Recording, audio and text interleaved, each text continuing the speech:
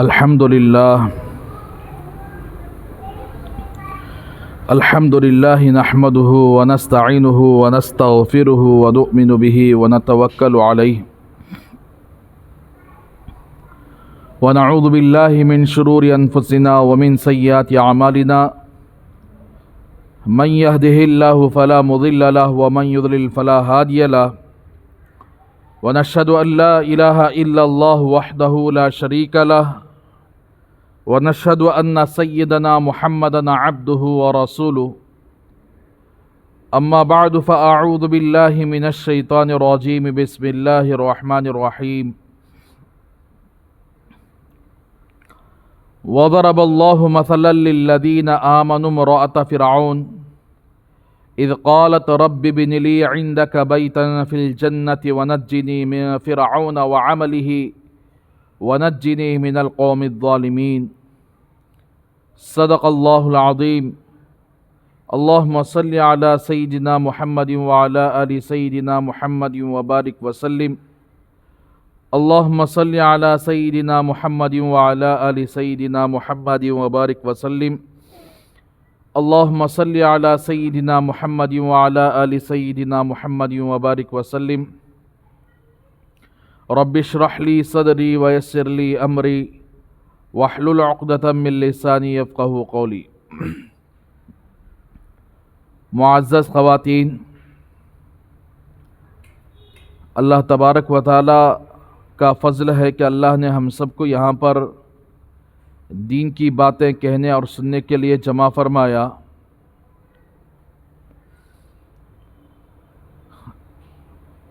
قرآن مجید میں اللہ تبارک و تعالی نے بہت سی نیک عورتوں کا ذکر اللہ نے فرمایا. اس میں سے ایک نیک خاتون جن کا نام حضرت آسیہ رضی اللہ تعالی عنہا ہے، جو اس وقت کے فرعون کی بیوی. مصر کے اندر جو بھی بادشاہ بنتا اس کا نام وہ فرعون کے لقب سے پکارا جاتا تھا. اور یہ فرعون کی بیوی حضرت موسیٰ علیہ السلام کے زمانے میں جو مصر کا بادشاہ تھا اس کی بیوی حضرت آسیہ رضی اللہ تعالی عنہا کا واقعہ قرآن مجید میں اللہ تبارک و تعالی نے بڑے اچھے انداز میں ذکر فرمایا. اسی لیے بہت سارے لوگوں کا یہ ذہن ہے کہ قرآن مجید میں اکثر و بیشتر مردوں کا زیادہ ذکر ہے، عورتوں کا نہیں ہے. یہ بات غلط ہے. اللہ تبارک و تعالی نے بہت ساری جگہوں پر قرآن مجید کے اندر عورتوں کی تعریف بھی فرمائی، عورتوں کا ذکر بھی فرمایا، عورتوں کے واقعات اجمالی طور پر بھی بیان فرمائے. تو اس سے معلوم ہوتا ہے کہ ہر دور کے اندر جس قوم کو عزت ملتی ہے اس قوم کے پیچھے نیک عورتوں کا کردار ہوتا ہے. اسی لیے عورتیں جب نیک بن جاتی ہیں تو پھر معاشرہ بدل جاتا ہے، خاندانیں بدل جاتے ہیں، اولاد بدل جاتی ہے اور گھر کا ماحول بدل جاتا ہے. جب عورتیں بگڑ جاتی ہیں تو پھر سارا خاندان برباد ہو جاتا ہے، معاشرہ برباد ہو جاتا ہے، نسلیں برباد ہو جاتی ہیں. تو بہرحال اسی لیے کہتے ہیں کہ عورتوں کے اندر دینداری آنا چاہیے، تقوی پرہیزگاری آنا چاہیے، اخلاص آنا چاہیے، اللہ کا خوف آنا چاہیے. جب عورتوں کے اندر یہ چیزیں آ جائیں گی تو بڑی سی بڑی طاقت بھی ان کے سامنے آ جائے تو وہ مقابلہ کرنے کے لیے تیار ہو جاتی ہے. تو اللہ تبارک و تعالی حضرت آسیہ رضی اللہ تعالی عنہا کا تذکرہ قرآن مجید میں فرمایا وَضَرَبَ اللَّهُ مَثَلًا لِلَّذِينَ آمَنُوا امْرَأَتَ فِرْعَوْنَ. اور اللہ تبارک و تعالی مثال بیان فرماتے ہیں ایمان والے لوگوں کے لیے فرعون کی بیوی کی. اذ قالت رب ابن لي عندك بيتا في الجنة ونجني من فرعون وعمله ونجني من القوم الظالمين. جب وہ دعا کرنے لگی، کہنے لگی اے میرے رب میرے لیے بنا دیجئے اپنے پاس جنت میں ایک گھر اور مجھے فرعون کے برے کام سے، اس کے کفر سے، اس کے شرک سے مجھے نجات دے دیجئے، اور ظالم قوم کے ظلم سے میری نجات دے دیجئے۔ تو صرف اللہ تبارک و تعالیٰ نے حضرت آسیہ رضی اللہ تعالیٰ عنہ کی اس کے اندر کی 3 دعاؤں کا تذکرہ فرمایا ہے۔ ایک تو جنت میں اپنے قریب محل تعمیر فرمائیے، میرے لیے گھر بنا دیجئے۔ دوسری بات کہ مجھے فرعون کے کفر اور شرک سے، فرعون کے کاموں سے مجھے نجات دیجئے۔ تیسری بات ظالمین کے ظلم سے مجھے نجات دے دیجئے۔ تو 3 دعائیں حضرت آسیہ رضی اللہ تعالی عنہ فرمائی ہیں۔ معزز خواتین، اس کے پیچھے کیا واقعہ ہے؟ آپ سنی ہوں گی کہ اس زمانے کے اندر حضرت موسیٰ علیہ السلام کے پیدا ہونے سے پہلے کچھ نجومیوں نے فرعون کو اس بات کی پیشن گوئی کی تھی، اس بات سے آگاہ کیا تھا کہ تمہارے بنی اسرائیل کے اندر ایک ایسا بچہ پیدا ہونے والا ہے جو بچہ فرعون کی حکومت کو گرا دے گا، اس کے تخت کو پلٹ دے گا۔ اب فرعون بڑا ظالم تھا، بڑا جابر تھا، اس نے کیا کیا؟ نجومیوں سے معلوم کیا کہ کون سے سال وہ پیدا ہوں گے، کون سے دن وہ پیدا ہوں گے۔ تو نجومیوں نے بتا دیا کہ فلاں تاریخ، فلاں دن میں وہ پیدا ہوں گے، فلاں سال میں پیدا ہوں گے۔ تو اس نے حکم نامہ جاری کر دیا کہ بنی اسرائیل کے اندر جو بھی لڑکا پیدا ہوتا تو اسے قتل کر دیا جائے۔ تو اس طریقے سے ہزاروں بچوں کو اس نے قتل کر دیا، ہزاروں بچوں کا اس نے قتل کروایا۔ اندازہ لگائیے، آج ہماری عورتیں پیٹ میں اگر بچی ہے معلوم ہو جائے، سکیننگ کے ذریعے معلوم ہو جائے تو اسے آپریشن کے ذریعے ختم کر دیتے ہیں، اسے قتل کر دیتے ہیں۔ یہ بھی بڑا ظلم رہا، اور کئی ہزار بچیاں اسی طرح آپریشن کے ذریعے قتل کروا دی گئی۔ تو کل قیامت کے دن یہ لوگ بھی فرعون کے اس ظلم کے ساتھ کھڑے رہیں گے، یہ عورتیں اور یہ عورتوں کے شوہر بھی فرعون کے اس ظلم کے ساتھ کھڑے ہوں گے جس فرعون نے اپنی کرسی کو بچانے کے لیے، اپنے تخت کو بچانے کے لیے بنی اسرائیل کے ہزاروں بچوں کو اس نے ذبح کروایا۔ تو اس لیے معزز خواتین، چاہے بچہ ہو چاہے بچی ہو، اس نے بچوں کو قتل کروایا۔ آج کی عورتیں بچیوں کو قتل کروا رہی ہیں۔ اللہ ہم سب کی حفاظت فرمائے۔ تو اس کے کچھ مشورہ دینے والے لوگوں نے کئی ہزار بچوں کو قتل کروانے کے بعد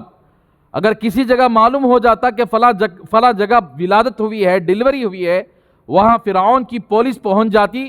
اور اگر بچہ ہوتا تو اسے فوراً وہیں پر قتل کر دیتی ماں کے سامنے، اور اگر بچی پیدا ہوتی تو چھوڑ دیتی۔ اندازہ لگائیے کہ جس ماں کے سامنے اس کے بچے کو، دودھ پیتا بچے کو قتل کر دیا جائے تو انسانیت کیسے گوارا کرے گی؟ تو بہرحال اس طرح خطرناک ظلم فرعون نے کروایا۔ ہزاروں بچوں کو قتل کروانے کے بعد اس کو مشورہ دینے والوں نے کہا کہ اگر اسی طرح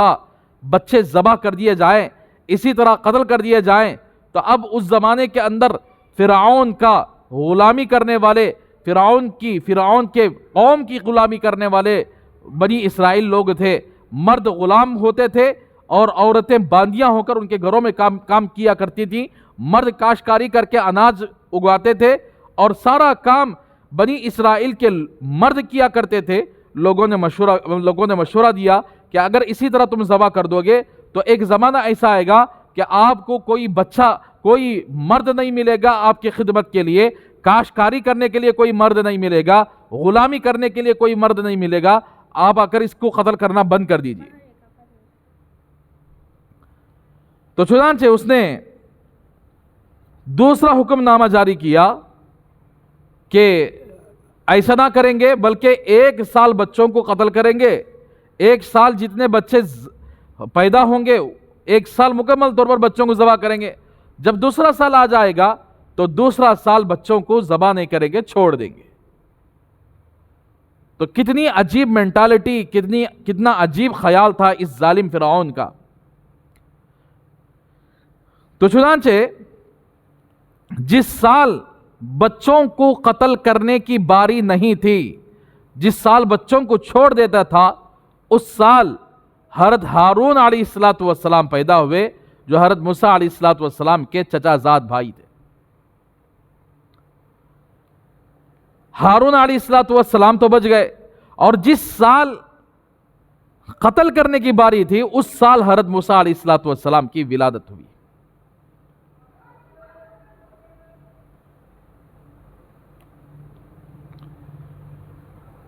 تو حضرت موسیٰ علیہ الصلوۃ والسلام جیسے ہی پیدا ہوئے تو حضرت موسیٰ علیہ الصلوۃ والسلام کی ماں گھبرا گئی، بے چین ہو گئی کہ کیا کیا جائے،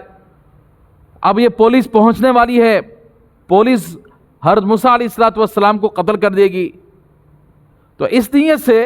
جب ماں گھبرا گئی تو اللہ تبارک و تعالیٰ نے حضرت موسیٰ علیہ الصلوۃ والسلام کے دل کے اندر یہ بات ڈالی کہ تم ایسا کرو کہ اپنے بچے کی حفاظت کے لیے تم اس بچے کو ایک صندوق میں ڈال کر، جو آپ کے سامنے ندی ہے، جو آپ کے سامنے نہر نظر آ رہی ہے اس کے اندر چھوڑ دو، بس تم اتنا کر لو، میں بچے کی حفاظت کا کام میں کروں گا اور بچے کو آپ کی طرف لوٹاؤں گا۔ وَأَوْحَيْنَا إِلَىٰ أُمِّ مُوسَىٰ أَنْ أَرْضِعِيهِ فَإِذَا خِفْتِ عَلَيْهِ فَأَلْقِيهِ فِي الْيَمِّ وَلَا تَخَافِي وَلَا تَحْزَنِي إِنَّا رَادُّوهُ إِلَيْكِ وَجَاعِلُوهُ مِنَ الْمُرْسَلِينَ۔ اللہ تبارک و تعالیٰ نے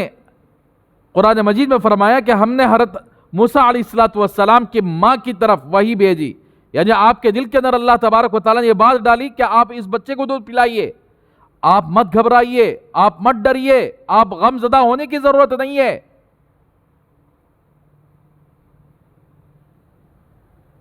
اِنَّا رَادُّوهُ إِلَيْكِ، یہ بچے کو ہم آپ کی طرف لوٹائیں گے، آپ صندوق میں رکھ کر اس نہر کے حوالے کر دیجئے اور یہ بچہ کہیں نہیں جائے گا، وہ آپ کی طرف لوٹ کر آئے گا۔ اور وَجَاعِلُوهُ مِنَ الْمُرْسَلِينَ، اور اس بچے کو ہم رسول بنانے والے ہیں۔ تو اللہ تبارک و تعالیٰ کے یہ تین باتوں پر حضرت موسیٰ علیہ الصلوۃ والسلام کو ایسا یقین ہو گیا کہ اسی لیے کہتے ہیں جب حضرت موسیٰ علیہ الصلوۃ والسلام کی ماں صندوق میں ڈال کر نہر کے حوالے کرنے لگی، شیطان وسوسہ ڈالنے کے لیے آ گیا۔ شیطان نے یہ وسوسہ ڈالا کہ اے موسیٰ کی ماں، آپ بڑی نیک سیرت عورت ہے، آپ موسیٰ علیہ الصلوۃ والسلام کو ایک صندوق میں ڈال کر نہر کے حوالے کر رہے، اور اس نہر کے اندر پتہ نہیں کیسے کیسے جانور ہوں گے۔ اگر فرعون کی پولیس آپ کے گھر کے پاس پہنچے گی اور بچے کو کم از کم آپ کے آنکھوں کے سامنے ذبح کر دے گی تو کم از کم بچے کی لاش تو آپ کو مل جائے گی، آپ اپنے بچے کو کفن بھی پہنا سکیں گے، اس کی دفن کا انتظام بھی کر سکیں گے، کم از کم اتنی تو تسلی ہوگی۔ آپ ایک صندوق میں ڈال کر آپ نہر کے حوالے کر رہے ہیں، پتہ نہیں کوئی جانور نہر کے اندر سے نکلے اور بچے کو نگل لے تو بچے کی ناش بھی ملنے والی نہیں ہے۔ تو اس طرح کا وسوسہ اس نے ڈالا، لیکن قربان جائیے حضرت موسیٰ علیہ الصلوۃ والسلام کی والدہ پر اللہ تبارک و تعالیٰ نے جب یقین دلوایا، جب اللہ تبارک و تعالیٰ نے ان کے دل کے اندر بات ڈالی، ولا تخافی، آپ مت ڈرا کریں، ولا تحزنی، اور آپ غم ہونے کی ضرورت نہیں، آپ کو غم کرنے کی ضرورت نہیں، انا رادوہ الیکی، اس بچے کو ہم آپ کی طرف لوٹائیں گے، وجاعلوہ من المرسلین، اور اس بچے کو اللہ تبارک و تعالیٰ یعنی رسول بنانے والوں میں سے رسول بنائیں گے۔ تو حضرت موسیٰ علیہ الصلوۃ والسلام نے پھر شیطان کی بات کو مانے بغیر، اندازہ لگاؤ کہ آج کے زمانے کے اندر کوئی عورت کو کہے کہ اپنا بچہ دے دے، کم از کم دے دے، تو کیا وہ عورت جس کی ڈلیوری ابھی ہوئی ہے، اس کے سامنے بچہ پیش کیا گیا ہے، کیا وہ عورت اگر کوئی آدمی دنیا کا سارا خزانہ لا کر اس کے سامنے رکھ دے تو ماں کی ممتا یہ گوارا نہیں کرے گی اس کے بچے کو دوسروں کے حوالے کر دیا جائے؟ ہاں، جس ماں کا دل سخت ہو جائے، جس ماں کا دل بیٹیوں کے پیدا کرنے سے، بیٹیوں کے پیدا ہونے سے جس ماں کا دل سخت ہو جائے، بیزار ہو جائے، وہی ماں یہ قدم اٹھا سکتی ہے کہ اپنی بچی اور بچوں کو دوسروں کے حوالے کر دے۔ تو معزز خواتین، ادھر صندوق میں ڈال کر چھوڑ دیا اللہ کے نام پر، اور یہ صندوق جاتا رہا۔ فرعون ایک بہت بڑا محل نہر کے اطراف میں تیار کیا ہوا تھا، اور اس نہر کے کنارے پر فرعون کے محل سے فرعون کی باندیاں، فرعون کے بیوی، اور اسی طرح فرعون کے جتنے بھی نوکرانیاں ہیں وہاں پر نہانے کے لیے آیا کرتی تھی، اس نہر کے اندر نہانے کے لیے آیا کرتی تھی۔ تو ایک صندوق آتا ہوا دیکھ کر یہ نہانے والی نوکرانیاں اور باندیاں اس صندوق کو اپنے ہاتھ میں لے لیا۔ آپس میں تذکرہ کیا ہوگا کہ کون سے سونے اور چاندی کے زیورات ہوں گے، کیا مال ہوگا، کیا خزانہ ہوگا۔ پھر انہوں نے آپس میں مشورہ کیا ہوگا کہ اگر ہم اس کو کھولیں گے تو ہو سکتا ہے کہ ہم پر تہمت لگ جائے کہ بھئی فلاں صندوق گم ہو گیا تھا اور ان لوگوں نے چرا لیا، تو اس لیے ہم اس صندوق کو نہیں کھولیں گے، ہم فرعون کی بیوی کے سامنے جا کر پیش کریں گے، تب پتہ چلے گا کہ اس صندوق کے اندر کیا موجود ہے۔ اب یہ سارے نوکرانیاں باندیاں اس صندوق کو لے کر فرعون کی بیوی حضرت آسیہ رضی اللہ تعالی عنہا کے پاس لے کے گئے۔ حضرت آسیہ اپنے سامنے رکھ کر بڑے اطمینان کے ساتھ صندوق کو کھولا تو کیا دیکھتی ہے؟ ایک خوبصورت بچہ جس کا چہرہ نور نبوت سے چمک رہا ہے۔ تو اس بچے کو حضرت آسیہ نے اپنے گود میں لے لیا۔ بچہ ہمیشہ معصوم ہوتا ہے، بچپن میں کسی بچے کے چہرے پر گناہوں کا داغ نہیں رہتا، اسی لیے جو بھی چھوٹا بچہ ہوتا ہے گھر کے اندر جب بچہ پیدا ہو جائے سارے گھر والے اس بچے سے محبت فرماتے، سارے گھر والے اس بچے کو پیار کرتے ہیں، چومتے ہیں، بوسہ دیتے ہیں، سونگتے ہیں، اسے اٹھاتے ہیں۔ وجہ یہ ہے کہ اللہ تبارک و تعالی یا اس بچے کے اندر کوئی گناہ نہ ہونے کی وجہ سے سارے لوگوں کے دلوں کے اندر اس بچے کی محبت کو ڈال دیتے ہیں۔ تو اسی لیے چھوٹے چھوٹے بچے بڑے پیارے نظر آتے ہیں، اس کو اٹھا کر لوگ چومتے ہیں، محبت کرنے لگتے ہیں۔ اسی طریقے سے جو حاجی حج کو جا کر واپس آتے ہیں وہاں رو رو کر اللہ سے معافی مانگنے لگتے ہیں، ان کے گناہ دھل جاتے ہیں، وہ اللہ کے گھر سے واپس ایسے لوٹتے ہیں ان کے گناہ صاف کیے ہوئے ہوتے ہیں۔ جب حاجی واپس لوٹتے ہیں تو ہر آدمی کی یہ تمنا ہوتی ہے کہ میں حاجی سے جا کر ملوں، اس سے دعاؤں کی درخواست کروں، اس سے گلے ملوں، اس سے مصافحہ کروں، اس لیے کہ اس کے ہاتھ کعبۃ اللہ کے غلاف کو پکڑے ہوئے ہوں گے، اس لیے کہ اس کا سینہ احرام کی حالت میں کعبۃ اللہ کا طواف کیا ہوگا، مزدلفہ کے اندر وقوف کیا ہوگا، عرفہ کے میدان میں وقوف کیا ہوگا، مینا میں وقوف کیا ہوا ہوگا، اور اسی طریقے سے جتنے حج کے ارکان ہیں وہ سارے ارکان اسی جسم کے ذریعے سے وہ ادا کیا ہوگا، اسی ہاتھ پیر کے ذریعے سے وہ ادا کیا ہوگا، اور وہ گناہوں سے دھل کر جب واپس آتا ہے تو لوگوں کے دلوں کے اندر اللہ تبارک و تعالی اس کی محبت کو ڈال دیتے ہیں، اس حاجی کی محبت کو ڈال دیتے ہیں۔ اسی لیے معزز خواتین، جو لوگ گناہوں میں ملوث ہیں، گناہ کرتے کرتے ان کے دل کالے ہو چکے ہوتے ہیں، گناہوں کے دلدل میں پھنس چکے ہوتے ہیں، ایسے لوگوں سے لوگوں کی نفرت بڑھ جاتی ہے، آپس میں نفرتیں کرنے لگتے ہیں، عداوتیں شروع ہو جاتی ہیں۔ جو لوگ جتنا زیادہ گنہگار ہوتے ہیں لوگ ان سے زیادہ اتنی ہی نفرت کرنے لگ جاتے ہیں۔ تو بہرحال چھوٹے بچے جو ہوتے ہیں گناہوں سے معصوم ہوتے ہیں، ان کے چہروں پر گناہوں کا داغ نہیں ہوتا، وہ گناہوں کی گندگیوں میں پھنس نہیں سکتے، اسی لیے اٹھا کر چومتے ہیں۔ اسی طریقے سے حضرت موسیٰ علیہ السلام ایک تو بچپن ہے، دوسرا اللہ تبارک و تعالیٰ نے پہلے ہی وعدہ کر لیا ہے کہ حضرت موسیٰ علیہ السلام کی ماں سے اللہ نے فرما دیا کہ اس بچے کو ہم رسول بنائیں گے۔ تو ایک تو بچپن ہے، دوسری معصومیت ہے، کوئی گناہ نہیں ہے اس بچے کا، تیسری چیز یہ نبی بننے والے ہیں، رسول بننے والے ہیں۔ تو اب یہ تین چیزیں اس بچے کے چہرے میں موجود تھیں، تو چہرے میں کے اندر نور نبوت چمک رہا تھا۔ تو حضرت آسیہ رضی اللہ تعالی عنہا اس بچے کو اپنے گود میں لے لیا، تو اسی وقت وہاں فرعون کی پولیس پہنچ گئی اور آسیہ سے کہنے لگی کہ اس بچے کو ہمارے حوالے کر دو تاکہ ہم فرعون کے حکم کی تعمیل کریں گے، اس بچے کو قتل کر دیں گے، اس لیے کہ لڑکا پیدا ہوا ہے۔ آسیہ نے کہا تھوڑی دیر ٹھہر جاؤ کہ میں اپنے شوہر سے جا کر میں ریکویسٹ کروں گی،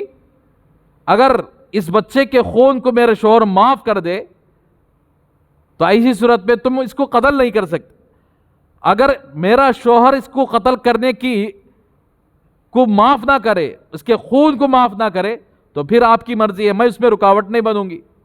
تو اب یہ بچے کو اپنے گود میں لے جا کر فرعون کے گود میں حضرت آسیہ نے رکھ دیا۔ اس کی تصویر، اس کا نقشہ اللہ تبارک و تعالیٰ نے قرآن مجید میں اس طرح کیا، اذ قالت امرأۃ فرعون قرۃ عین لی ولک لا تقتلوہ عسى ان ينفعنا او نتخذہ ولدا وهم لا يشعرون۔ فرعون کی بیوی حضرت آسیہ رضی اللہ تعالی عنہ بچے کو لے جا کر فرعون کے گود میں رکھ دی اور کہنے لگی کہ اس کو قتل مت کر، شاید کہ یہ بچہ ہمارے لیے فائدہ مند ثابت ہو، یا ہم اس کو اپنا بچہ بنا لیں، بیٹا بنا لیں۔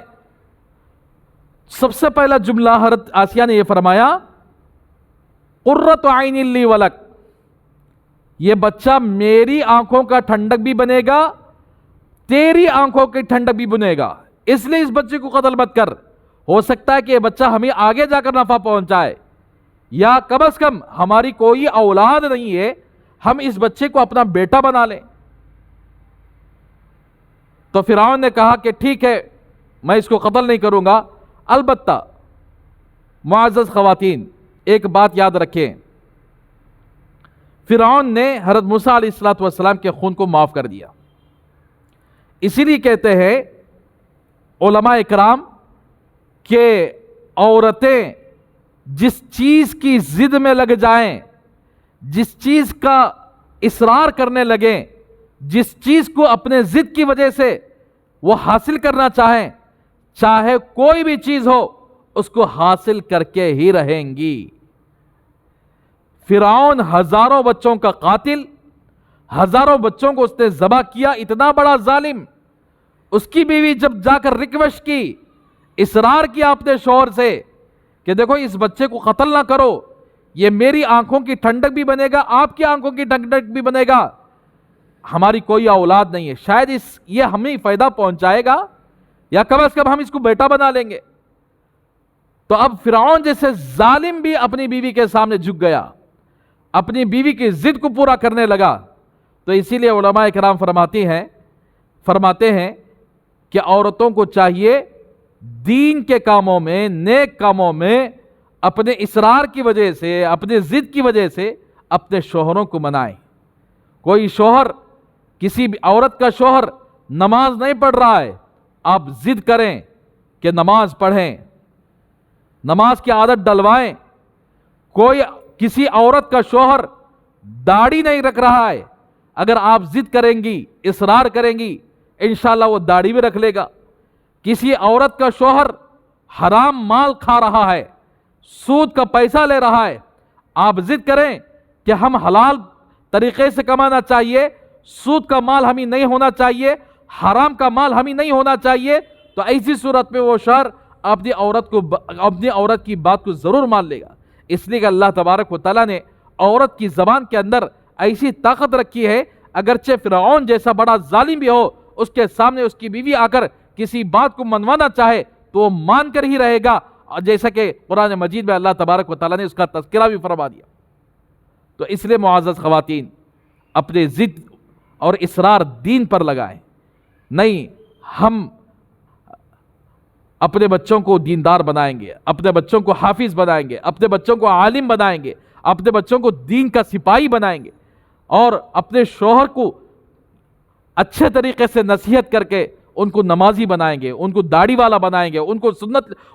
کو سنت لباس پہنائیں گے، ان کو دین کے کاموں میں اپنا پیسہ خرچ کرنے پر اصرار کروائیں گے، ان کو صدقہ و خیرات کروائیں گے، اگر دکاندار ہیں زکوٰۃ نکلوائیں گے، اگر وہ کسی بھی صورت میں کسی بھی حالت میں جس کام میں لگے ہوئے ہیں لیکن ان سے دین کے کام کروائیں گے۔ اگر عورت یہ ٹھان لیتی ہے کہ ضرور ہم اپنے شوہروں کی زندگیوں کو بدلنے کے لیے کچھ نہ کچھ محنتیں کریں گے، تو پھر اللہ تبارک و تعالیٰ سب کو ہدایت دے دیں گے۔ اگر عورتیں اپنی محنت اپنے شوہروں پر کریں، اپنے شوہر پر کریں گے، اپنے بچوں پر کریں گے، اپنے گھروں کے اندر دین لانے کی محنت کریں گے، تو انشاءاللہ اللہ تبارک و تعالیٰ کی ذات سے امید ہے کہ اگر عورتیں یہ بات ٹھان لیں گی، اصرار ہو جائے گا گھر کے اندر، تو سارا گھر دین کا ماحول بن جائے گا۔ تو بہرحال دوسرا نقطہ اس آیت کے اندر یہ بھی ہے،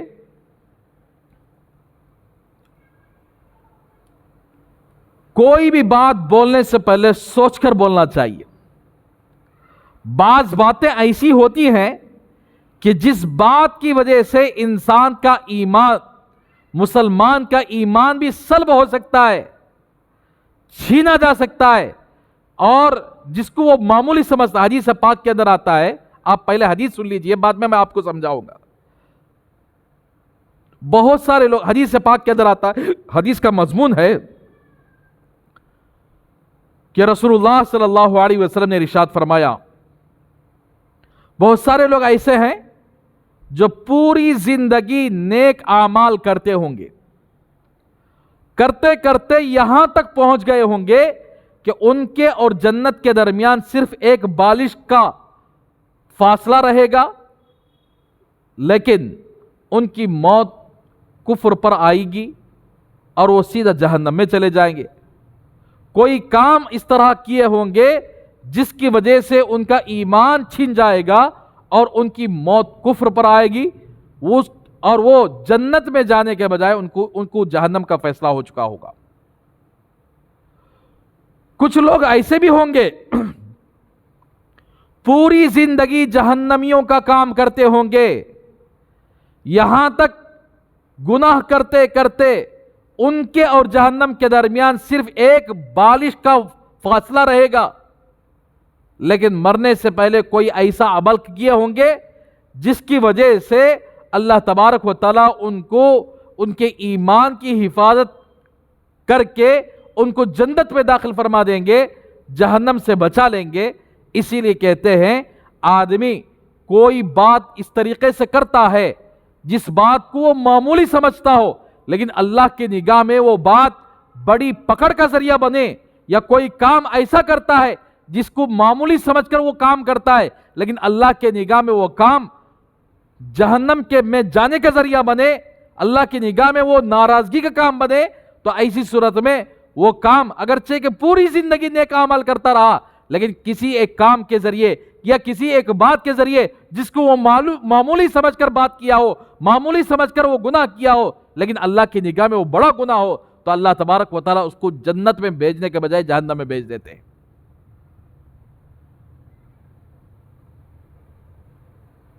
اگر کوئی آدمی پوری زندگی اگرچہ جہنم والے کام کیے ہوں، جہنم والے گناہ کیے ہوں، لیکن کوئی ایک ایسا عمل یا کوئی ایسی بات جس کو وہ معمولی سمجھ کر کہے، یا کوئی ایسا عمل جس کو معمولی سمجھ کر کرے، لیکن اللہ کے نگاہ میں وہ عمل بہت زیادہ عمدہ اور اللہ کا پسندیدہ عمل ہو، تو پھر ایسے آدمی کو اللہ تبارک و تعالیٰ اس بات کے ذریعے سے، اس کام کے ذریعے سے جس کو یہ معمولی سمجھا تھا لیکن اللہ کی نگاہ میں وہ عمل بہت بڑھیا تھا، تو اللہ تبارک و تعالیٰ اس آدمی کو جہنم میں بھیجنے کے بجائے جنت کا فیصلہ فرما دیتے۔ تو معزز خواتین، اسی لیے اللہ سے ڈرتے رہنا چاہیے۔ ہماری کتنی باتیں ایسی ہوں گی، کم از کم ہمارے دل و دماغ کے اندر ایک بات ہوگی کہ بہت ساری عورتیں یہ بھی فخر کرتی ہیں کہ ہم نمازی ہیں، ہمارے گھروں کے اندر دین کا ماحول ہے، ہم پردے میں رہتی ہیں، تم کیا ایسا لوگوں کو نیچے نگاہ سے اٹھا کر بات کرنا اور لوگوں کو بددین بتانا، لوگوں کو گرا کر بات کرنا، یہ جب ایسے کام ہوتے تو پھر اللہ تبارک و تعالیٰ کی توفیق جس کسی انسان کو، چاہے وہ مرد ہو چاہے عورت ہو، کسی کو گرا کر بات کرے، کسی کو حقیر سمجھ کر بات کرے، پھر اللہ تبارک و تعالیٰ کی نگاہ میں اس آدمی کی کوئی ویلیشن نہیں ہے جو آدمی دوسروں کو حقیر سمجھتا ہو۔ قرآن مجید میں سورہ حجرات کے اندر اللہ تبارک و تعالیٰ نے فرما دیا، یا ایھا الذین آمنوا لا یسخر قوم من قوم عسى ان يكونوا خيرا منهم ولا نساء من نساء عسى ان يكن خيرا منهن ولا تلمزوا انفسكم ولا تنابزوا بالالقاب۔ اللہ تبارک و تعالیٰ نے فرما دیا کہ اے ایمان والو، تم کوئی مرد کسی مرد کو ہلکا نہ سمجھے، معمولی نہ سمجھے، مذاق نہ کرے، اور کوئی عورت کسی عورت کو معمولی نہ سمجھے۔ ہو سکتا ہے کہ جس عورت کو وہ معمولی سمجھ رہے ہو وہ عورت اللہ کی نگاہ میں سب سے زیادہ اچھی عزت رکھنے والی، اللہ کی نگاہ میں عظمت والی عورت ہو، اللہ تبارک و تعالیٰ کی نگاہ میں عظمت والی عورت ہو۔ تو اسی لیے کہتے ہیں اپنے عمل کو بنیاد بنا کر اپنے عمل کی وجہ سے دوسروں کو حقیر سمجھنا یہ جائز نہیں۔ تو بہرحال اللہ سے ڈرتے رہنا چاہیے، بات بولنے سے پہلے سوچ کر بولنا چاہیے، اور کوئی کام کر رہے ہیں اسے ہلکا سمجھیں، ہلکا گناہ سمجھیں، لیکن اللہ کی نگاہ میں وہ بڑا گناہ ہو، لیکن اس وجہ سے اللہ تبارک و تعالیٰ اس کو جہنم کا فیصلہ بھی کر سکتے ہیں۔ کوئی بات ایسی کیا جو اللہ کی نگاہ میں پسند ہو، یا کوئی عمل ایسا کیا جو اللہ کی نگاہ میں پسند ہو، اگرچہ اس کو معمولی سمجھتا ہو، لیکن اللہ تبارک و تعالیٰ اس عمل کی وجہ سے، اس بات کی وجہ سے اسے جنت کا بھی فیصلہ فرما دیتے ہیں۔ اسی طریقے سے فرعون کی بیوی جب آ کر کہنے لگی اپنے شوہر سے، اذ قالت امرأۃ فرعون قرۃ عین لی ولک، فرعون کی بیوی نے کہا کہ یہ بچہ میری آنکھوں کی ٹھنڈک بھی بنے گا، آپ کی آنکھوں کی ٹھنڈک بھی بنے گا۔ یہ بات سننے کے بعد فرعون نے کیا کیا؟ اس کا جواب ایسے دیا، آسیہ بیگم، یہ بچہ آپ کی تو آنکھوں کی ٹھنڈک بنے گا لیکن میری آنکھوں کی ٹھنڈک نہیں بنے گا۔ حدیث پاک کے اندر آتا ہے کہ اگر فرعون یہ کہہ دیتا یہ بچہ میری آنکھوں کی ٹھنڈک بنے گا، یہ کہہ دیتا تو اللہ تبارک و تعالیٰ اس فرعون کو ایمان کی دولت سے مالا مال فرما دیتے، لیکن اللہ تبارک و تعالیٰ کو حضرت آسیہ رضی اللہ تعالیٰ عنہ کی یہ بات اتنی پسند آئی، وہی سب سے پہلے کہنے لگی تھی فرعون کے سامنے کہ یہ بچہ میری آنکھوں کی ٹھنڈک بھی بنے گا اور آپ کی بھی۔ تو آسیہ کی بات کو اللہ نے اتنا پسند فرمایا کہ آگے جا کر حضرت آسیہ رضی اللہ تعالی عنہا کو اللہ تبارک و تعالیٰ ایمان کی دولت سے مالا مال فرماتے، اور فرعون کی بات کو میری آنکھوں کی ٹھنڈک نہیں بنے گا یہ اللہ تبارک و تعالیٰ کو اتنا ناپسند ہوئی، اللہ اتنا ناراض ہوئے کہ اللہ تبارک و تعالیٰ نے زندگی بھر، جبکہ اس نے حضرت موسیٰ علیہ السلام کے بہت سارے معجزے دیکھے تھے، لیکن معجزے دیکھنے کے بعد بھی اللہ نے اس کے دل پر مہر لگا دیا تھا، اور اللہ کو سمجھنے میں، نبی کو سمجھنے میں اس کی عقل ماری گئی تھی۔ اسی بنیاد پر وہ پوری زندگی کفر پر اڑا رہا، اسے کبھی ایمان کی دولت نصیب نہیں ہوئی، کبھی ہدایت نصیب نہیں ہوئی۔ اسی لیے ہمیں چاہیے، اللہ سے ڈرنا چاہیے کہ اللہ نے ہمیں ایمان کی دولت دیا ہے، اللہ نے ہمیں ہدایت دی ہے، اللہ نے ہم سب کو عمل کرنے کی توفیق دے رہے ہیں۔ اکڑنا نہیں چاہیے، تکبر نہیں کرنا چاہیے، بلکہ اللہ سے دعا کرتے رہنا چاہیے کہ اللہ جتنے اعمال ہم سے ہو رہے ہیں، اگر کسی کو تہجد کی توفیق ہو رہی ہے اللہ کا شکر ادا کرے کہ اللہ آپ ہی کی توفیق سے تہجد مل رہی ہے۔ اگر کوئی عورت قرآن کی تلاوت کر رہی ہے اللہ کا شکر ادا کرے کہ اللہ آپ ہی کی توفیق سے قرآن کی تلاوت کر رہی ہوں۔ اگر کوئی عورت ذکر و اذکار گھروں کے اندر کر رہی ہے، اللہ کا ذکر کر رہی ہے، اللہ کا شکر ادا کرے۔ اور اگر کوئی عورت نمازوں کی پابندی کر رہی ہے، پردے میں رہ رہی ہے، کسی نامحرم مرد کو اپنا چہرہ نہیں دکھا رہی ہے، اللہ کا شکر ادا کرے۔ معزز خواتین، اسی لیے اللہ تبارک و تعالیٰ نے حضرت آسیہ رضی اللہ تعالیٰ عنہ کو ایمان کی دولت سے مالا مال فرمایا، فرعون کو ایمان کی دولت سے محروم کر دیا۔ بہرحال بہت لمبا واقعہ ہے۔ حضرت موسیٰ علیہ السلام کو قتل کرنا چاہا، حضرت موسیٰ علیہ السلام کے ذریعے سے ہزاروں بچوں کو اس نے قتل کروایا، تو اللہ تبارک و تعالیٰ نے حضرت موسیٰ علیہ السلام کو اسی کے گھر کے اندر رکھ کر پالا، اسی کے گھر کے اندر اپنا بچپنا گزرا حضرت موسیٰ علیہ السلام کا، اپنی جوانی گزری حضرت موسیٰ علیہ السلام کی۔ اندازہ لگاؤ کہ فرعون اور فرعون کا لشکر موسیٰ علیہ السلام کو قتل کرنا چاہا، لیکن اللہ نے بچایا، وہ بھی اسی کے محل میں رکھ کر بچایا۔ اللہ اکبر۔ اسی لیے ہم کو اللہ پر یقین رکھنا چاہیے، اللہ سے مدد مانگتے رہنا چاہیے، اور بڑے سے بڑا دشمن بھی ہمارے سامنے آ کر کہے کہ تم کو نہیں چھوڑیں گے، اللہ اگر بچانا چاہے تو جتنی ساری دنیا ہے، ساری دنیا کے اندر سب لوگ دشمن بن جائیں اور اللہ تبارک و تعالیٰ کو ہم دوست بنا لیں، تو پھر اللہ کو جب دوست بنا لیتے ہیں تو پوری دنیا کے دشمن بھی اللہ کے سامنے کچھ نہیں کر سکتے۔ تو بہرحال حضرت موسیٰ علیہ السلام کو اللہ تبارک و تعالیٰ نے، لمبا واقعہ ہے، اس واقعے کو چھوڑ کر میں اصل مقصد کی طرف آنا چاہ رہا ہوں۔ حضرت موسیٰ علیہ السلام کو اللہ تبارک و تعالیٰ نے معجزے دے کر فرعون کو سمجھانے کے لیے رسول بنا کر بھیجا، نبی بنا کر بھیجا، نبوت عطا فرمائی۔ تو حضرت موسیٰ علیہ السلام آ کر سمجھانے لگے اور چیلنج بھی کیا۔ حضرت موسیٰ علیہ السلام نے فرعون کے سامنے اللہ کی کھلی باتیں کہی، اللہ تبارک و تعالیٰ کی طرف بلائے۔ فرعون نے نہیں مانا، تو ایسی صورت میں فرعون نے کہا کہ تیرے پاس کیا ہے جس کی وجہ سے تو دعویٰ کر رہا ہے کہ میں اللہ کا رسول ہوں؟ تو حضرت موسیٰ علیہ السلام نے فرمایا کہ اللہ نے مجھے معجزے دے کر بھیجا ہے۔ فرعون نے کہا یہ تو جادو ہے، معجزہ کیسے ہو سکتا ہے؟ تو اس وقت حضرت موسیٰ علیہ السلام نے اپنی لاٹھی کو اس کے سامنے مارا تو ایک بڑا اژدہا بن گیا۔ فرعون ڈر گیا۔ اژدہے کو دیکھ کر ڈرنے کے بعد فرعون نے کہا کہ یہ جادو ہے، تو پھر اس نے چیلنج کیا کہ ہمارے پاس بھی جادوگر موجود ہیں، جس طرح تم جادو دکھا رہے ہو ہمارے پاس بھی جادوگر موجود ہیں، اگر آپ ہمارے جادوگروں سے مقابلہ کر کے آپ جیت جائیں گے تو ایسی صورت میں آپ کی بات مانی جائے گی، اگر آپ ہار گئے، معاف کرنا یہ بات نہیں ہے، حضرت موسیٰ علیہ السلام کے سامنے اس نے چیلنج کر دیا کہ ہمارے بھی جادوگر ہیں، جس طرح تیرا جادو ہے ہمارے بھی جادوگر ہیں۔ تو اس نے پورے ملک سے بلکہ پوری دنیا سے بڑے بڑے جادوگروں کو بلایا۔ بڑے بڑے جادوگروں کو بلانے کے بعد اس نے مقابلہ کروایا۔ تو حضرت موسیٰ علیہ السلام نے، ایک لمبا واقعہ ہے، میں اجمالی طور پر کہہ رہا ہوں، حضرت موسیٰ علیہ السلام نے ایک میدان کے اندر سارے بنی اسرائیل موجود ہیں، سارے فرعون کا لشکر موجود ہے، اور فرعون کی بیوی آسیہ رضی اللہ تعالیٰ عنہا بھی موجود ہے۔ جب حضرت موسیٰ علیہ السلام اکیلے کھڑے ہیں، سامنے 70,000 جادوگر، ایک دو جادوگر نہیں ہیں،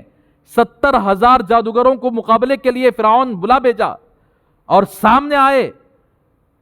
حضرت موسیٰ علیہ السلام سے فرمایا قالوا یا موسیٰ اما ان تلقی و اما ان نکون نحن الملقین، موسیٰ پہلے آپ شروع کریں گے یا ہم شروع کریں گے؟ موسیٰ علیہ السلام نے فرمایا قال بل القوا، ہر موسیٰ نے فرمایا کہ پہلے تم شروع کرو۔ اب وہ لوگ جتنے جادو کی چیزیں لائی تھی، رسیاں وغیرہ، وہ سب کو انہوں نے سانپ بنا کر پیش کیا۔ حقیقت میں وہ جادو تھا، وہ رسیاں تھیں، لیکن لوگوں کے آنکھوں پر انہوں نے جادو کر دیا۔ لوگوں کے آنکھوں کو وہ سانپ نظر آتی تھی، لیکن جادوگروں کو وہ رسیاں ہی نظر آتی تھی۔ اسی کو جادو کہتے ہیں۔ حقیقت میں کچھ اور ہوتا ہے، دکھتا کچھ اور ہے، اسے جادو کہتے۔ تو حضرت موسیٰ علیہ السلام نے جب اپنا عصا پھینکا تو اتنا بڑا اژدہا اللہ تبارک و تعالیٰ نے بنا دیا اس عصا کو کہ ایک لقمے میں ساری رسیوں کو، سارے سانپوں کو اس نے نگل لیا، یہاں تک کہ وہ فرعون کے نگلنے کے لیے لپکا۔ تو جادوگر سب کے سب دیکھ کر سمجھ گئے یہ کوئی جادو نہیں ہو سکتا، یہ تو اللہ تبارک و تعالیٰ کا، اللہ کی قدرت ہے، موسیٰ علیہ السلام کا معجزہ ہے، یہ اللہ ہی کی قدرت ہو سکتی ہے۔ اس لیے کہ جادوگر دوسرے جادوگر کے جادو کو آسانی سے پہچان سکتا ہے، لیکن موسیٰ علیہ السلام کے ہاتھ کی لاٹھی یہ حقیقت میں جو اژدہا بنی ہے وہ اللہ کی قدرت سے بنی ہے۔ تو جیسے ہی حضرت موسیٰ علیہ السلام کا اژدہا سارے سانپوں کو نگل لیا تو سارے جادوگر سجدے میں پڑ گئے۔ سارے جادوگر ایمان لا چکے کہنے لگے رب موسیٰ و ہارون، ہم موسیٰ اور ہارون کے رب پر ایمان لے آئے۔ تو اس مجمع کے اندر فرعون کی بیوی آسیہ رضی اللہ تعالی عنہا بھی یہ سارا منظر دیکھ کر، حضرت موسیٰ علیہ السلام کے معجزے کو دیکھ کر حضرت آسیہ رضی اللہ تعالی عنہا ایمان لا چکی تھی اللہ پر۔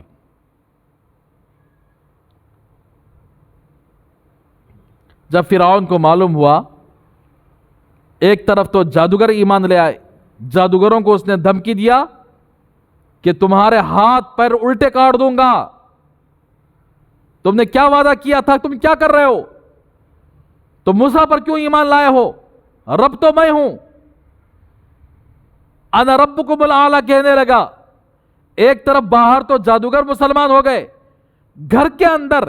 فرعون کی بیوی آسیہ خود ایمان قبول کر لی۔ جب فرعون کو معلوم ہوا کہ فرعون کی بیوی ایمان قبول کر چکی ہے، تو فرعون نے جو محبت تھی اپنی بیوی سے، یہاں تک کہ مفسرین لکھتے ہیں کہ فرعون اپنی بیوی آسیہ سے اتنی محبت کیا کہ سمندر کے کنارے ایک پہاڑ تھا، اس پہاڑ پر اس نے سونے کا محل بنایا آسیہ کے لیے، جہاں پر نہریں بہتی تھی، اور اس نے قسم قسم کے جوڑے بنوایا، قسم قسم کی چیزیں بنوایا آسیہ کی محبت میں۔ جب آسیہ حضرت موسیٰ علیہ السلام پر ایمان لائی تو یہ محبت اس کو دشمنی میں بدل گئی، اور اس نے اتنی دشمنی کی کہ حضرت آسیہ رضی اللہ تعالی عنہا کو روزانہ یہ سزا دینے کے لیے گھسیٹ کر لاتا اور گرم ریتیلی زمین پر لٹا کر طرح طرح کی سزائیں دیتا۔ لیکن اللہ تبارک و تعالیٰ کی قدرت دیکھیے، جیسے وہ زمین گرم ریتیلی زمین پر لاتا چت لٹا کر، اور نیچے سے گرم گرم بالو جلتی ہوگی، اللہ تبارک و تعالیٰ نے کچھ فرشتوں کو متعین کر دیا تھا کہ حضرت آسیہ کو سورج کی تپش سے اور گرم ریتیلی زمین سے نجات دلوانے کے لیے فرشتے آ کر ان پر سایہ کر دیتے تھے۔ اللہ اکبر۔ اسی لیے جو بندہ یا بندی اپنے ایمان پر مضبوطی کے ساتھ جم جاتی ہے، دین پر مضبوطی کے ساتھ جم جاتی ہے، چاہے کسی بھی کی طرف سے ظلم ہو، لیکن اللہ تبارک و تعالیٰ کی مدد اس کے پاس آتی ہے۔ اب یہاں فرعون اس کا شوہر ہے، اب یہ باہر ظلم کرتا تھا زیادہ، اب اپنی ہی بیوی پر ظلم کرنے لگا۔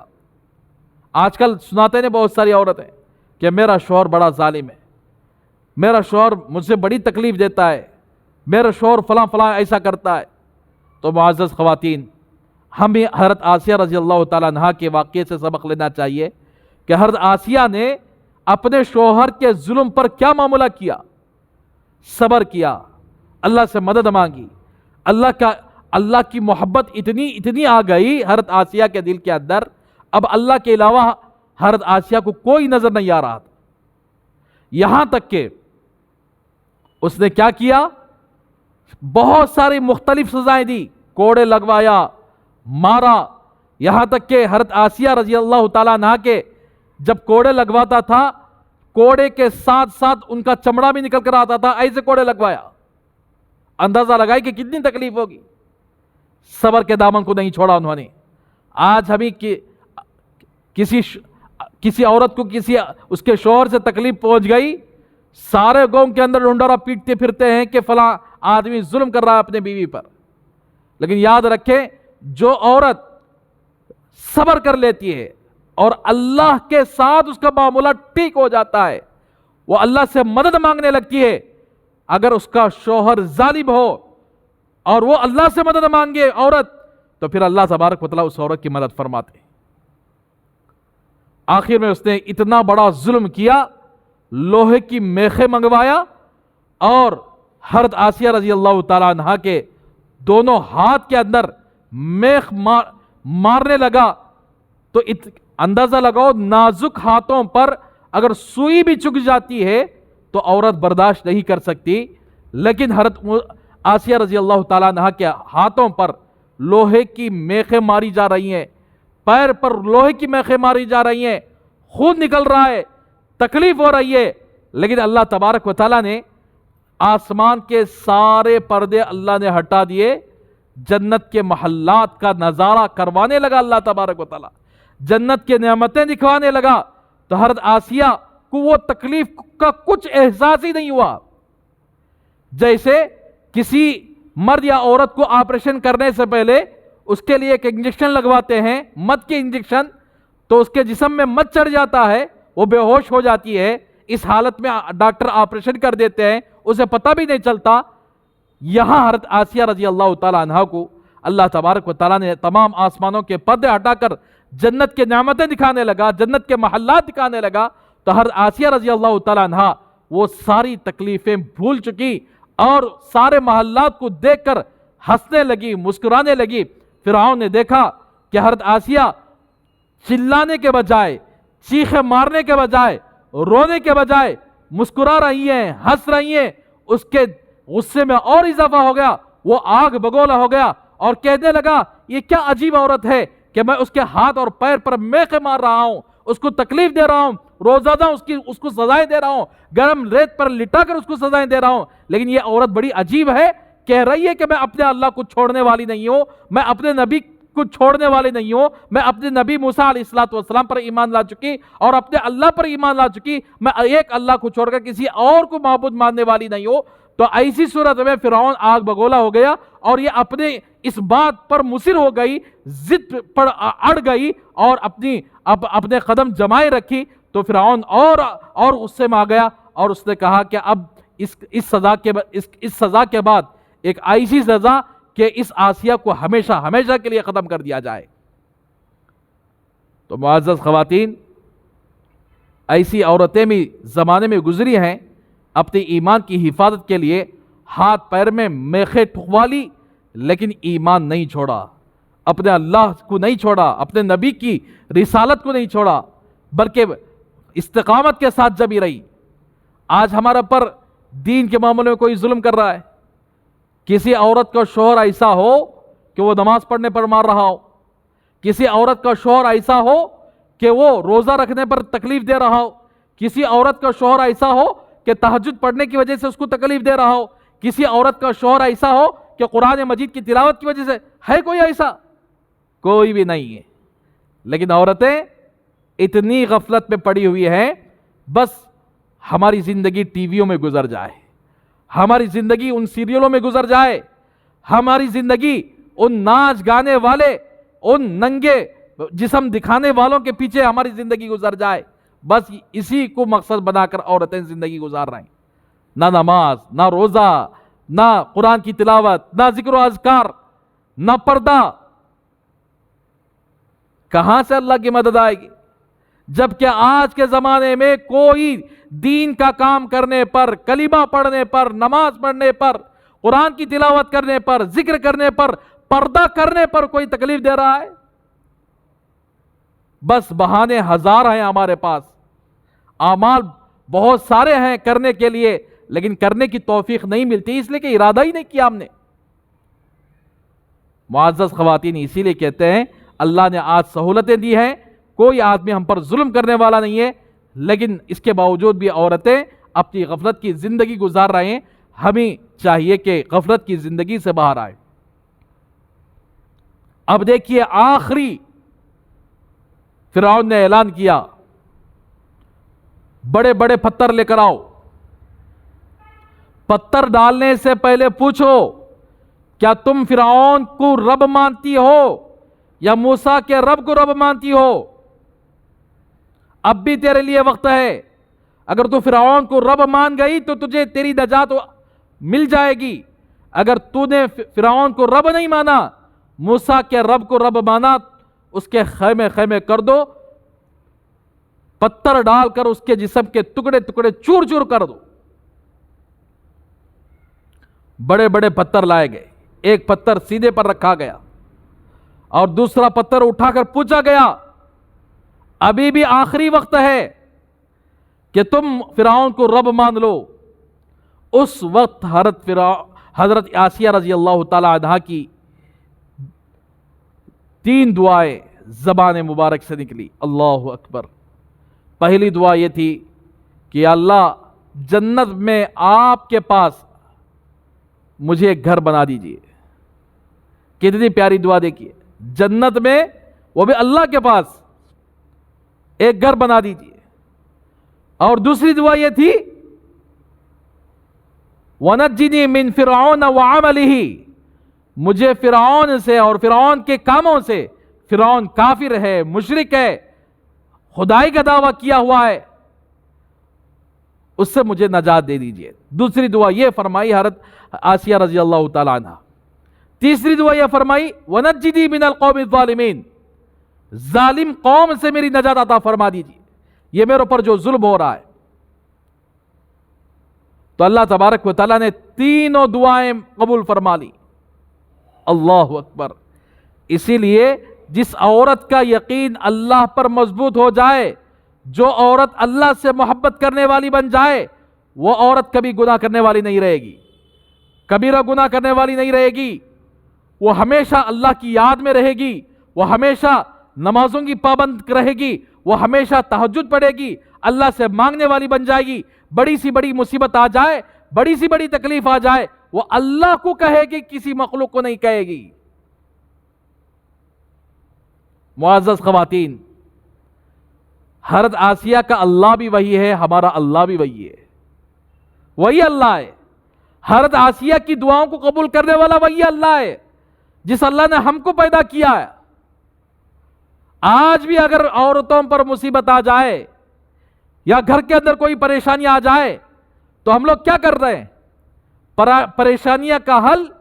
عاملوں کے پاس، درگاہوں کے پاس، کٹوں کے پاس، اور پتہ نہیں کیسے کیسے جگہ چلے جاتے ہیں،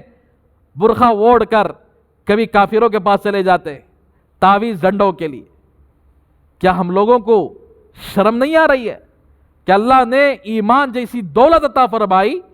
تو ہم اللہ کو چھوڑ کر اللہ کے سامنے ہاتھ پھیلانے کے بجائے، اللہ کے سامنے اپنی مصیبت کو پیش کرنے کے بجائے ہم لوگ کیا کر رہے ہیں؟ کس کے سامنے ہاتھ پھیلا رہے ہیں؟ تو معزز خواتین، اسی لیے ہمارا تعلق اللہ سے مضبوط ہونا چاہیے۔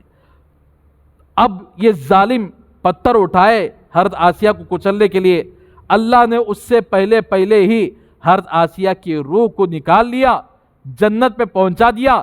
اور اس کے بعد وہ لوگ پتھر گرائے اس حالت میں کہ حضرت آسیہ کا انتقال ہو چکا تھا۔ ایمان پر ثابت قدم رہنے کا انعام اللہ تبارک و تعالیٰ نے کیا دیا معلوم؟ حدیث پاک کے اندر آتا ہے، اللہ تبارک و تعالیٰ جب جنتی لوگوں کا فیصلہ جنت فرما دیں گے تو اس وقت حضرت آسیہ رضی اللہ تعالیٰ عنہا کا نکاح میرے اور آپ کے آقا محمد رسول اللہ صلی اللہ علیہ وسلم کے ساتھ جنت میں اللہ تبارک و تعالیٰ حضرت آسیہ کا نکاح فرمائیں گے۔ اللہ اکبر۔ ظلم کو برداشت کیا، اللہ تبارک و تعالیٰ نے اتنا بڑا انعام کہ حضرت آسیہ کا نکاح اللہ کے رسول صلی اللہ علیہ وسلم کے ساتھ ہوگا۔ تو اسی لیے ہمیں چاہیے کہ اپنی زندگی کو بدلیں، اللہ پر یقین رکھ کے ہر معاملے کو اللہ کے سامنے رکھنے کی کوشش کریں، اپنی مصیبتوں کا حل اللہ سے مانگنے میں لگائیں، اعمال کے ذریعے سے، قرآن کے ذریعے سے، ذکر کے ذریعے سے، نمازوں کے ذریعے سے، اور بڑے بڑے گناہ سے بچنے کے ذریعے سے، بے پردگی سے بچنا اور فیشنوں سے بچنا، اپنے لباس کو ٹائٹ فٹنگ سے بچانا، اور گلیوں میں کھلی طرح گھومنے سے اپنے آپ کو بچانا، ٹی وی، سیریل اور فلموں کے دیکھنے سے اپنے آپ کو بچانا، گانے سننے سے اپنے آپ کو بچانا، ان تمام چیزوں سے بچا کر اللہ سے ہمارا تعلق قائم ہو جائے، اللہ سے ہمارا رشتہ مضبوط ہو جائے، اللہ کو ہم اگر دوست بنا لیں گے تو بڑی سی بڑی مصیبت کا حل بھی اللہ تبارک و تعالیٰ فرما دیتے ہیں۔ تو بہرحال معزز خواتین، یہ چند باتیں آپ کے سامنے رہی ہیں۔ آپ سے درخواست ہے کہ اللہ تبارک و تعالیٰ ہم سب کو حضرت آسیہ جیسا یقین نصیب فرمائے، اور ہم سب کو اللہ سے تعلق مضبوط عطا فرمائے، اور اللہ تبارک و تعالیٰ ہم سب کو اللہ ہی سے مانگنے والا بنا دے۔ بڑی سے بڑی مشکل آ جائے، اللہ ہی سے مانگ کر اس مشکل کا حل کرنے کا اللہ ہم سب کو توفیق عطا فرمائے۔ ایک بہن نے ایک سوال کیا ہے، فجر نماز کے بعد اشراق کے وقت تک تسبیح پڑھتے وقت اگر نیند کسی وجہ سے آ گئی تو کیا وضو ٹوٹ جاتا ہے؟ تو دیکھیے، نیند آ جانے سے، اونگنے سے وضو نہیں ٹوٹتا۔ اگر آپ مصلی پر بیٹھ کر تسبیح کر رہی ہوں یا کوئی ذکر کر رہے ہوں، اگر آپ کو نیند آ گئی، اونگ آ گئی، تو محض اونگنے کی وجہ سے آپ کا وضو نہیں جائے گا۔ ہاں البتہ اگر آپ نیچے لیٹ کر سو گئی یا ٹیک ایسے طریقے سے لگا کر سو گئی کہ اگر اس ٹیک کو ہٹا دیا جائے تو آپ نیچے گر جائیں، تو ایسی صورت میں وہ وضو ٹوٹ جائے گا۔ ٹیک لگا کر ایسی حیت میں سونا کہ اگر مثال کے طور پر کوئی تھکیا ہے یا کوئی بینچ ہے، بینچ کے اوپر ٹیک لگا کر سو رہی ہیں، اگر وہ بینچ نکال دیا جائے تو آپ گر جائیں، ایسی حیت ہے سونے کی، ایسی شکل ہے سونے کی، تو پھر ایسے سونے سے وضو ختم ہو جائے گا، ٹوٹ جائے گا۔ اللہ جزائے خیر عطا فرمائے اس بہن کو۔ اسی طرح سوالات کرتے رہنا چاہیے، مسائل پوچھتے رہنا چاہیے۔ مسئلہ پوچھیں گے، سوالات کریں گے تو انشاءاللہ علم میں ترقی ہوگی، عمل کرنا آسان ہوگا۔ سوالات نہیں کریں گے، بہت سارے ایسے سوال ہیں حلال کے، حرام کے، سوالات کرنا چاہیے چٹھیوں کے ذریعے سے، انشاءاللہ اس کا جواب دے دیا جائے گا۔ بہرحال اللہ سے دعا کریں گے اللہ ہم سب کو عمل کرنے کی توفیق عطا فرمائے۔ اگلا جمعہ آتے ہوئے، اگلا اتوار آتے ہوئے آپ سے درخواست ہے کہ محلے کے اندر بہت ساری عورتیں، بہت ساری بہنیں ہیں جو اجتماع تک نہیں آتی۔ آپ سے درخواست ہے کہ آپ اگر ساری عورتوں کو بلا کر لانا چاہے تو آسانی سے آپ بلا کر لا سکتی، لہٰذا آپ سے درخواست ہے کہ اگلی اتوار آتے ہوئے پورے محلے کی پوری ہماری بہنوں کو اپنے اجتماع تک لانے کی کوشش کریں۔